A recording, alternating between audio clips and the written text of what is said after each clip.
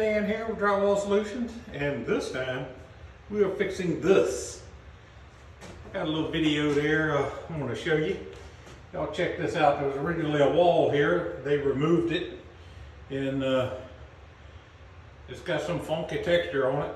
Don't know what it is.